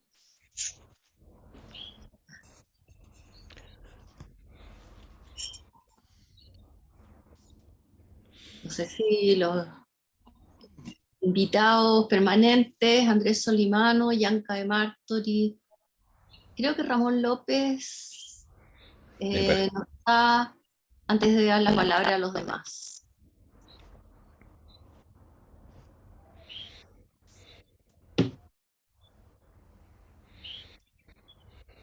Y tenemos a Álvaro Gallegos, que nos escribió, él estaba complicado hoy día, y también Gabriel Palma, que no pudo asistir, mandó excusas. Andrés Solimano. No, hola Rosana, hola eh, Manuel y eh, Pepe de Cademartori y todo el grupo que está ahí. Eh, no, brevemente, eh, a mí creo que los conté, pero no este grupo exactamente, me tocó eh, ir a la comisión de la Cámara de Diputados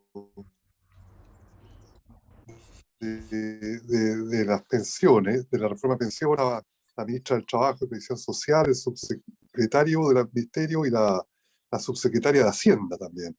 Y, y estuve rodeado de un grupo de libertad y desarrollo. Eh, también mi amigo Valdés, Salvador Valdés, bueno, era medio minoría ahí. Eh, eh, no, a ver, yo creo que el proyecto del gobierno y lo dije ahí también, el problema que tiene es que reincide en el mismo enfoque conceptual que nos ha llevado a la situación que estamos viviendo ahora y que Manuel ha descrito muy elocuentemente, ¿no es cierto? Que es un sistema orientado a generar una redistribución de ahorro desde el sector asalariado a el gran capital. Y entonces, en el sentido de gran capital definido, por ejemplo, como los grupos económicos. También endógenamente creó, fortaleció a los grupos económicos el tener acceso a todo este dinero de las pensiones. Eh, bueno, el problema con el enfoque, con el enfoque del proyecto del gobierno está, porque antes o hasta ahora el dinero va a la AFP y la AFP escogen invertir en las entidades que emiten bonos y acciones que son, por definición, empresas grandes, porque una pyme no emite acciones y bonos para financiarse. Entonces, ya por definición, los que están calificados, o sea, los instrumentos que están calificados a invertir la AFP, hay un sesgo a las empresas de tamaño grande, que son las que emiten estos instrumentos financieros.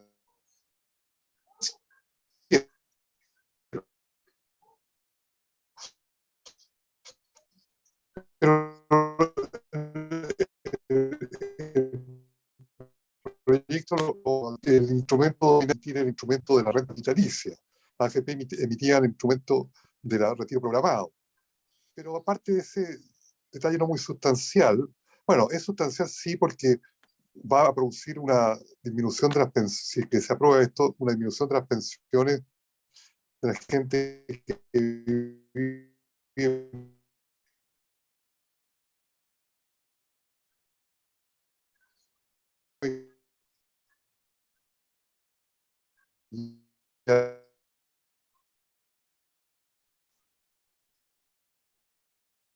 tomar el que se lo muy fuerte, bueno, pasa a recibir la PGU o la pensión básica universal hasta ahora.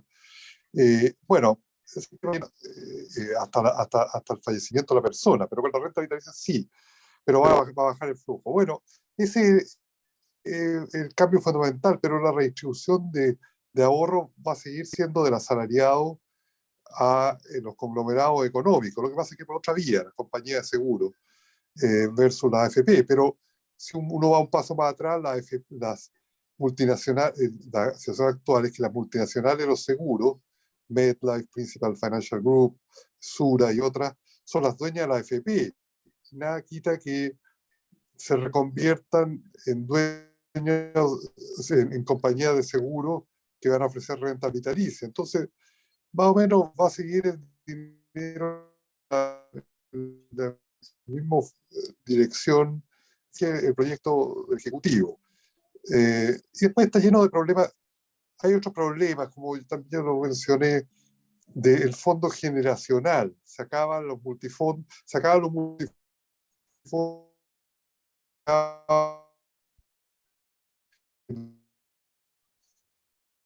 las, eh,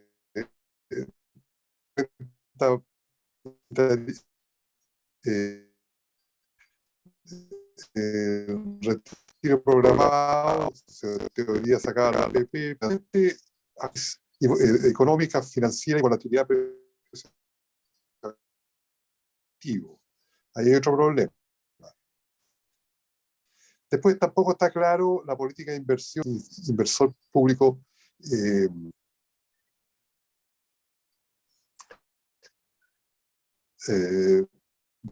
pensiones autónomo.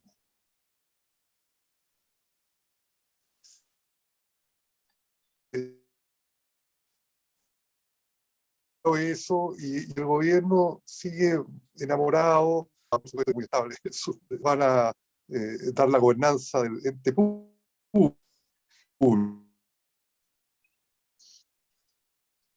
En vez de haber hecho un modelo más sencillo del IPS, como sucede en Estados Unidos, que opera con costos unitarios bajísimos, y que no tiene estos congresos, consejos de notables, supuestamente notables, nadie sabe cómo se escogen, o saben cómo se escogen, no sé, y que crea una autoridad elitista y cara. Bueno, ese es otro problema que yo le veo. Y lo otro que al IPS va a ser complicada, porque son 2,5 millones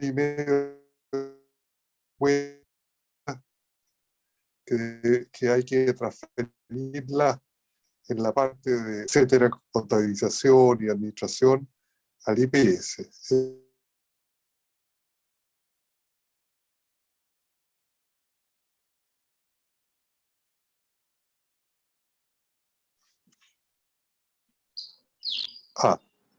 Parece que te Bueno, perdimos. Ahí, ahí, ahí. sí, no, Un momento. no, Sí,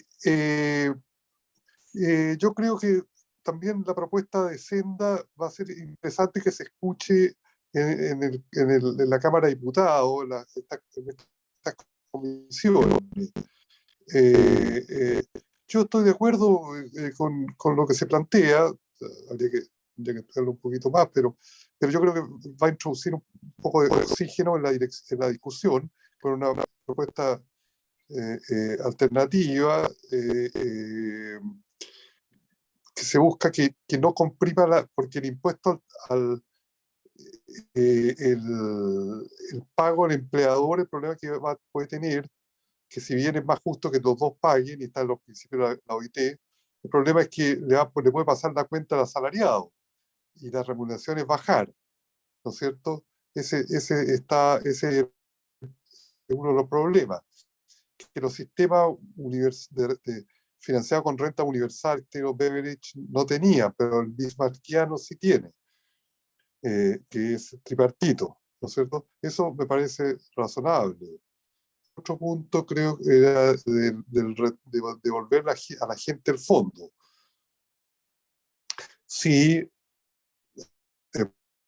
visto como pero bueno, que se arme esa discusión, yo creo que va a ser saludable.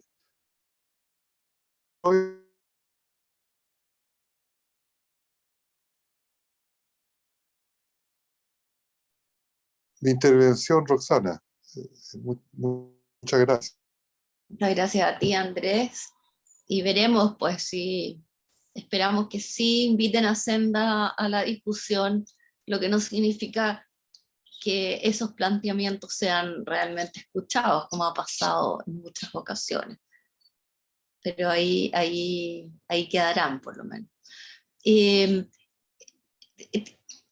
tiene la palabra, la mano levantada Juan, pero si me permites preguntarle primero a Yanka de Martos si quiere intervenir y después te damos la palabra a ti, Juan.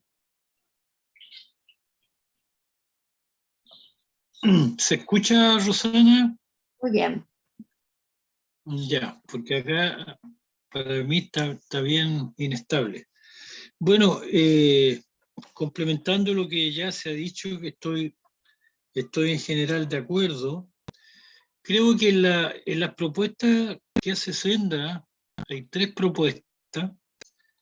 En la tercera de ellas, que creo que debiera proponerse que ese ahorro fiscal del cual sale la tercera propuesta, debiera proponerse que vaya directamente a inversión productiva, ¿ya? Porque al ir a inversión productiva se evita que haya más inflación, porque eso significa ampliar la capacidad productiva del país. La inflación es básicamente un desajuste entre exceso de demanda y escasez de oferta de bienes. Entonces, una forma de enfrentar la más sana no es restringir la demanda, que ya está bastante restringida, sino más bien ampliar la capacidad productiva. ¿Ya? Creo que por ahí sería mejor. Respecto al 6%, creo que lo más razonable sería que si hubiera una cotización adicional, tendría que ser directamente transferida a pensiones. Es decir, armar un fondo para que eso permita de inmediato mejorar las pensiones de las personas, porque yo entiendo que en el actual proyecto del gobierno, esa mayor recaudación se va a transformar en pensiones a mediano o largo plazo, cuando ya muchas de las personas estén muertas. Entonces, si hubiera ese 6%, ahora yo creo que lo que hay que defender es que es innecesario el 6%, porque con los mismos gráficos que tiene Senda y ratifica con el trabajo que yo presenté en este seminario la última vez, hay recursos suficientes para financiar cotizaciones. En cambio, el aumento de cotizaciones, como ya se dijo, arriesga que el costo lo paguen los salarios. Una parte por lo menos lo van a terminar pagando los salarios. Entonces, no creo que sea bueno, pero si lo hubiera y no hay forma de evitarlo, en todo caso, que vaya directo a mejorar las actuales pensiones. Otra cosa ya más de detalle, pero creo que no deja de ser importante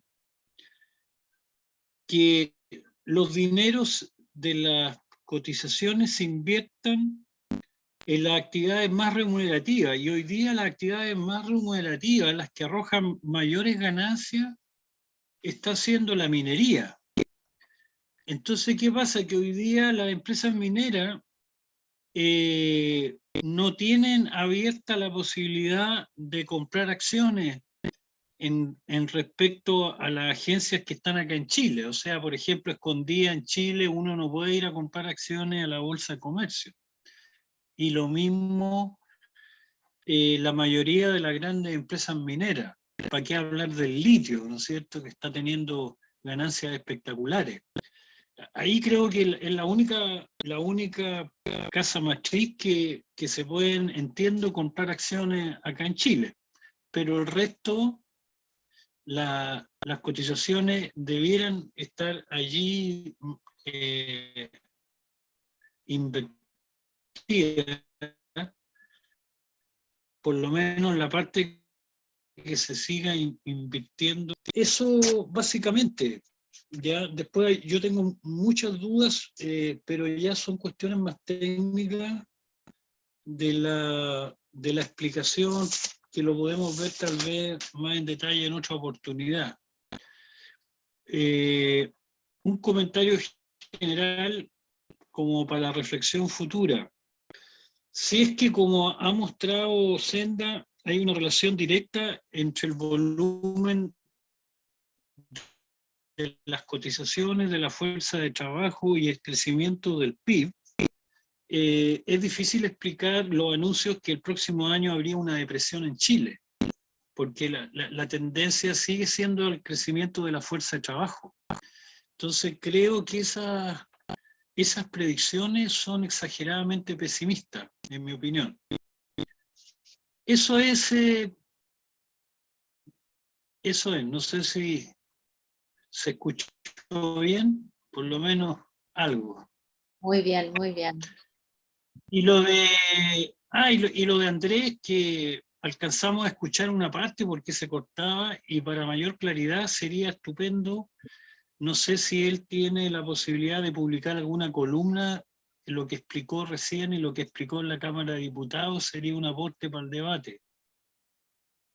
Quizás ya la está preparando.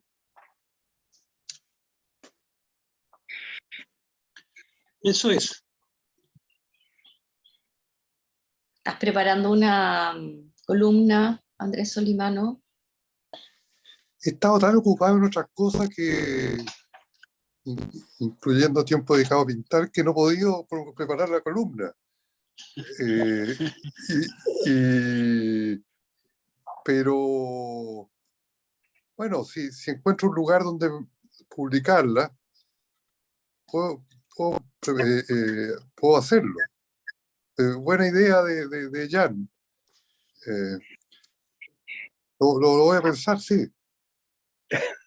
No lo pienses tanto y escríbela. Yo creo que te la publican en varias partes. La esperamos, aquí queda Sí, el problema es que desafiado por Cade Martori. Sí, no, siempre me han dicho que dudo demasiado, así que voy a tratar de seguir, que sea más asertivo y hacerla. Bueno, la esperamos, la columna. Juan tiene pedida la palabra hace mucho rato. Bien, primero agradecer este compartir con ustedes, sobre todo escuchar a grandes especialistas economistas en temas que a veces no lo manejamos todo. Yo soy profesor normalista, perteneciente a la coordinadora NOMA AFP de la Quinta Región Interior, y quisiera acotar algunas cosas pequeñas como aporte, humilde aporte de acá.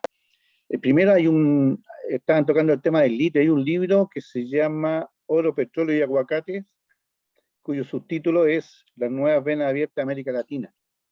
Y tiene un capítulo dedicado a la minería y oro, hierro, niobio, que son las tierras raras, coltán, diamante, plata, cobre y litio. El litio está en la página 153, 173 del octavo capítulo. Es un buen libro porque hace un análisis de la minería en los tiempos de ahora, las venas abiertas, en el extractivismo en América Latina. Y después viene un capítulo sobre agricultura que es terrible, pero se lo dejo ahí para que vea. ¿Por qué? Porque he hecho de menos en el país a los grandes especialistas nuestros que escriban un libro así parecido al mapa de la extrema riqueza que escribió José Cademarto hace años atrás, décadas, muchas décadas. Pero es muy bueno para poder tener, y lo digo porque en el segundo semestre de 2023, en la tercera región, a 5.200 metros de altura, ya se instaló un campamento a 3.800, se va a iniciar la explotación de una mina de oro a tajo abierto. A tajo abierto. Y de esa mina de oro vienen 2 minas de oro más hacia el norte del país con empresarios canadienses. Y resulta que, no quiero ser suspicaz, pero el primer viaje de nuestro presidente fue a Canadá, lo recibieron de pie, los empresarios mineros, hasta ahí lo dejo. No, pero una suspicacia.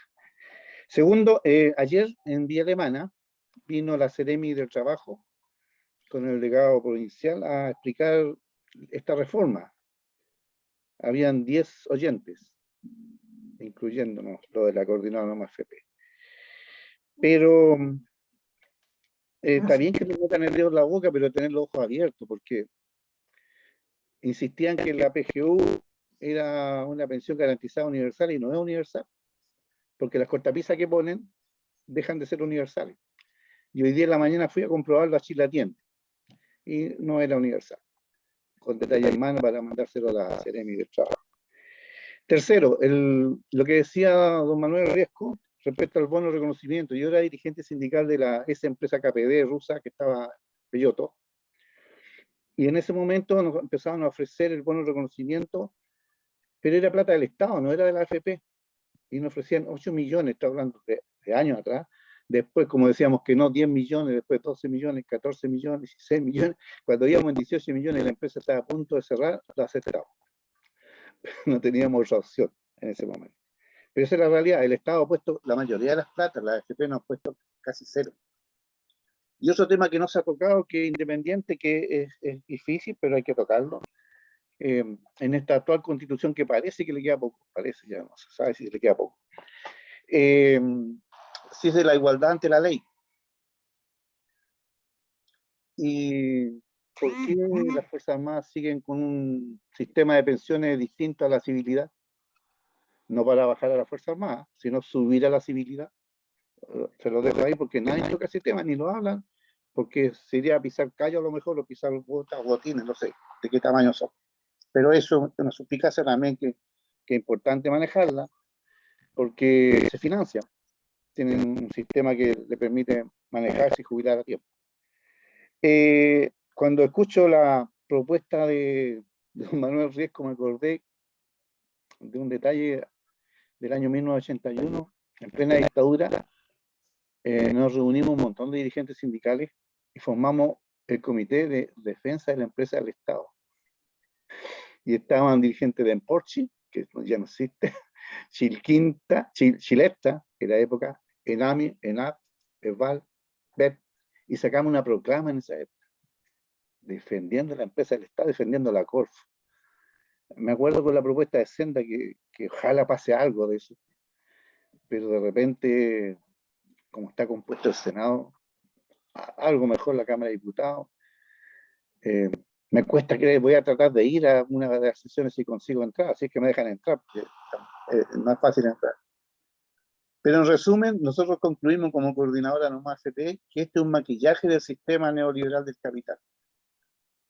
Es un maquillaje del sistema neoliberal del capital, nada más que eso, porque no tiene otra nominación. Y nos duele, nos duele, da la correlación de fuerza que existe como que no tuviéramos nada que hacer, pero tenemos derecho a pataleo y a cambiar esto. Así que nosotros estamos organizándolo a nivel sindical aquí en la provincia, estamos viendo capacitación en enero, estamos formando un grupo de construcción popular de nuevo en Quilpué, estamos levantando cabezas lentamente, todo los tipos de organizaciones comunitarias, sindicales, poblacionales acá para poder llegar a un año mejor. Esperamos que sea mejor el próximo año. Yo quería compartirlo con ustedes porque estamos vivos en la región, estamos vivos en las provincias, estamos vivos en las comunas, a pesar de todo. Gracias. Muy importante lo que tú dices, Juan, sobre todo en estos momentos, como decía Manuel, que estamos todavía golpeados y es lo que hay que hacer. Muchas gracias. Bueno, Manuel, no sé si tú quieres tomar el micrófono para cerrar. Buenas tardes, Hugo Facio. Buenas tardes. Un poco tarde. Manuel, tienes que prender el micrófono. Ahí Me está. parece que Vladimir tenía la mano No, perdón. dada. Ah, Vladimir, perdona, que se ve tu mano en una ventana y no me di cuenta. Prende tu micrófono.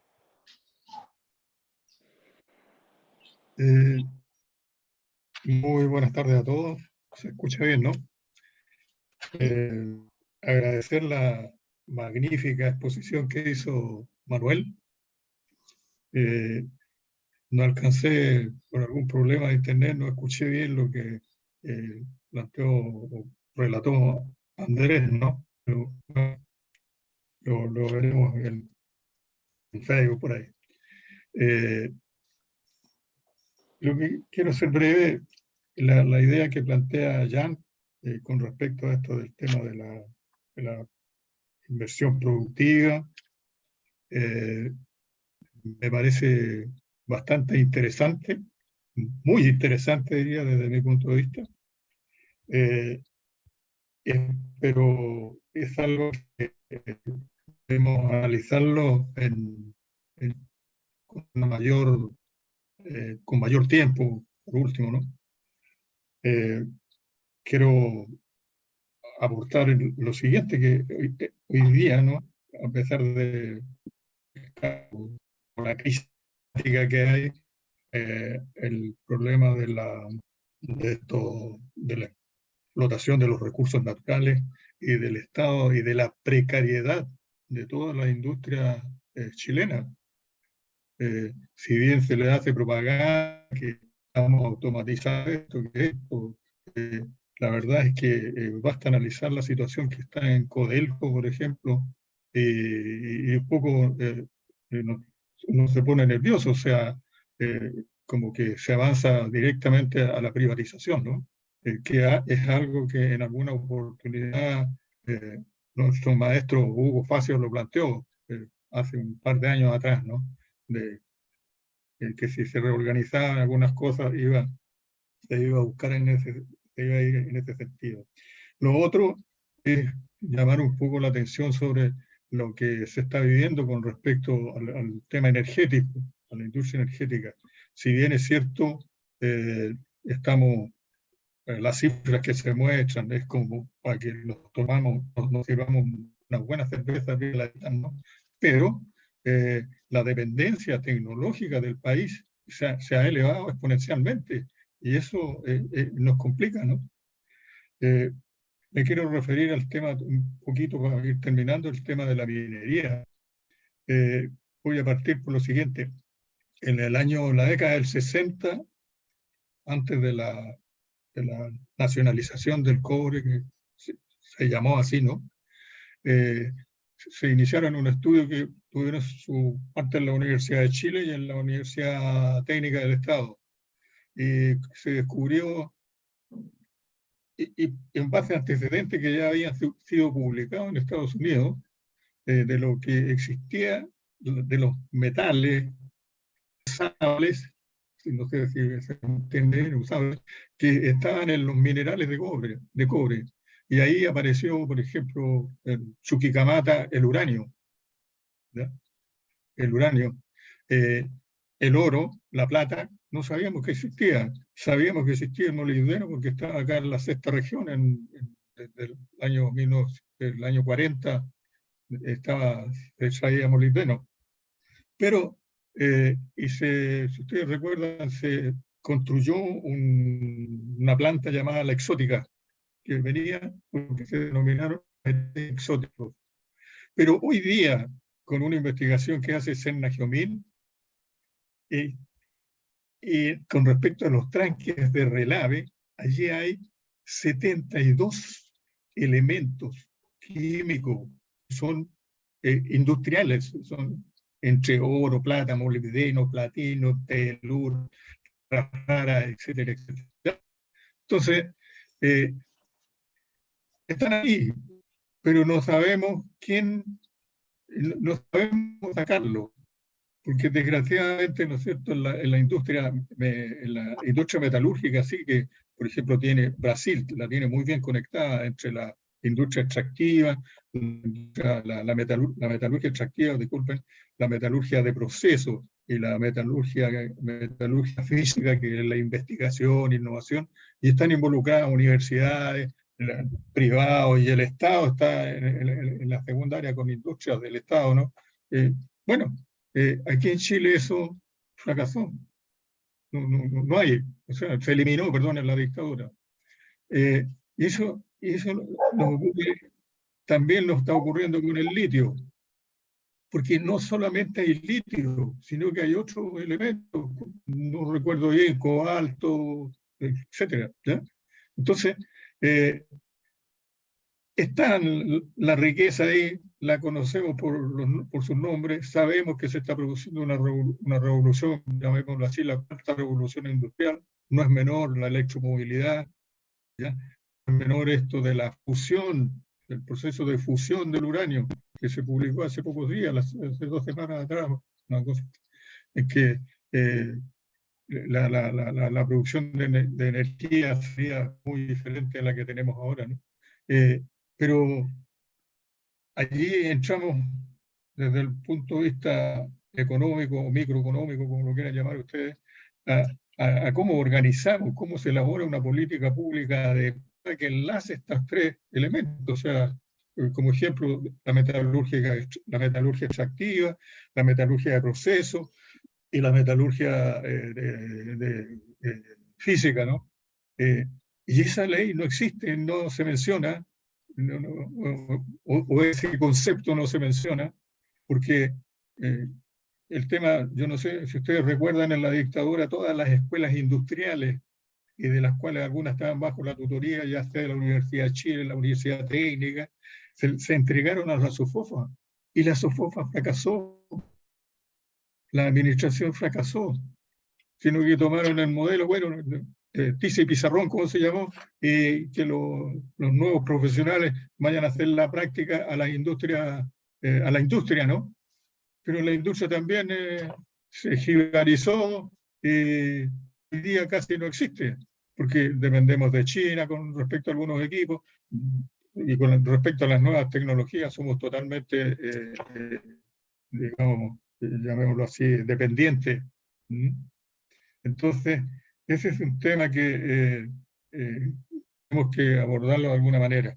Con eso termino, no los quiero aburrir demasiado, podríamos conversar de cada elemento químico que está en los yacimientos por ahí y de los daños que causan a las externalidades, ¿no? Nadie habla de las externalidades. El hidrógeno verde, por ejemplo, ¿qué externalidades tiene? Nadie las ha analizado, ¿ya? Esto de la minería, de la extractiva, de la metalurgia extractiva, las externalidades persisten. Se le pagan a los dirigentes por ahí, los coimean y se arregla el pandero. Eso lo coloco así, estimada Rosana. Muchas gracias. Muchas gracias, Vladimir. Grandes temas. Manuel, prende tu micrófono, por favor. Solamente agradecer la presencia de todos ustedes, agradecer la presencia de intervenciones de Andrés, de Jan, la presencia también siempre muy importante de Ramón López, que nos dejó un mensaje muy conceptuoso. Y estaremos, como siempre, el próximo mes viendo qué es lo que pasó con el empleo en noviembre. ¿Y qué es lo que pasó también con los ingresos de los trabajadores? Esta masa extraordinaria, joven, poderosa, eh, que entra y sale constantemente de ocupaciones que también crecen, eh, y que, bueno, como nos hemos enterado con las cifras, digamos, que hemos analizado, al final obtiene la mayor parte de sus ingresos de los salarios, aun cuando los ingresos que percibe de los salarios son la mitad de las remuneraciones que se pagan, porque no todos consiguen trabajo todos los meses, ni mucho menos. Entonces, pero lo consiguen, y con lo que consiguen obtienen una remuneración que en promedio, eso es lo que hemos visto, ha sido un dato muy importante, en promedio para toda la masa, para el grueso de la masa, es cercano a el $500,000 al mes. Esa es lo que han obtenido, digamos, los actuales afiliados activos al sistema de AFP. Queremos siempre recordar también que es un pueblo trabajador joven, 2/3 no han cumplido 46 años, según estas mismas estadísticas, la mitad o poco menos de la mitad no ha cumplido 36 años. Todos tienen enseñanza media completa, y tienen muchos algún tipo de educación terciaria. Y todos se manejan una enorme cantidad de información porque todos tienen uno o más teléfonos celulares que los manejan todo el día por todas partes. Entonces, pero sin embargo, esta fuerza de trabajo, que es nuestro pueblo trabajador, está participando en política muy, muy intensamente en todo este último tiempo, pero no siempre a favor nuestro, como se demostró en el plebiscito. Entonces, el respeto al pueblo trabajador, el trabajo con él, eh, sigue siendo como siempre lo fundamental. Yo agradezco particularmente la intervención de Juan, un luchador social de toda la vida, y que sigue ahí en No Más FP, ¿no es cierto?, dando esta pelea y con apreciaciones muy, muy, muy certeras de todo. Y que bueno, eh, yo creo que la situación es muy fluida, el, el cuadro es muy complicado para el sistema político porque está muy desprestigiado, y la propuesta constitucional yo me temo que no va a resolver la crisis política, sino que más bien puede agravarla. La situación es bien complicada, pero estas situaciones se abren paso de alguna manera. Y hay que tener mucha confianza en que nuestro pueblo, que es un pueblo que tiene estas características que acá hemos mencionado, eh, es un pueblo que sabrá, digamos, hacer sentir su voz con fuerza frente a los grupos que han estado abusando de él durante tanto tiempo.